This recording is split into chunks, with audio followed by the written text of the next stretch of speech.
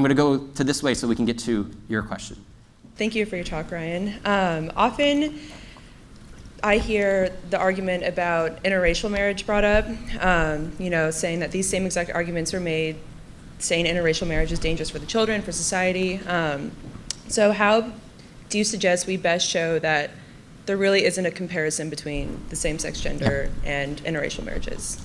Great question, and I'm wondering if someone put you up to this, because just yesterday I published a paper on this question. So if you want, you can Google my name. It's a 5,000-word paper just on the history of bans on interracial marriage and why they have nothing in similarity, either historically, philosophically, or theologically, with the near human universal view that marriage is a male-female relationship. And so the title of that paper was something like Marriage, Reason, and Religious Liberty, Much Ado About Sex, Nothing to Do with Race. And so here's the summary of what I found when I was researching this.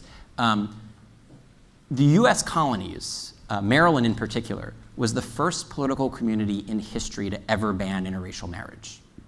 And the reason it did so had nothing to do with marriage. It only had to do with racism and perpetuating the wicked regime of race-based slavery. So in America, we had slavery. It was based, classified on race. And in order to perpetuate a class of human beings that were being subjugated as slaves, you had to keep the races apart. And so they redefined marriage to make it based on race in a way that marriage had never been understood to be, precisely so that they could avoid the creation of interracial children that would then make a race-based slavery more difficult.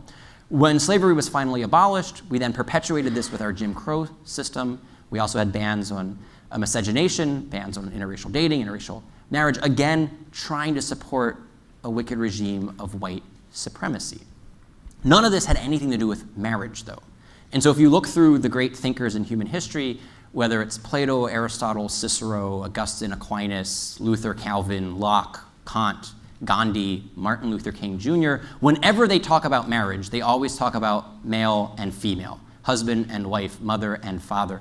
They never talk about black and white, because race has nothing to do with what marriage is.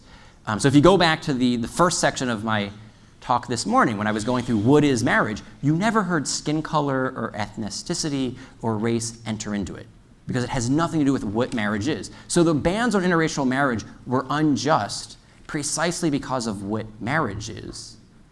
But that's why defining marriage as the union of a man and a woman is just precisely because of what marriage is. A man and a woman can unite in the marital act regardless of their race.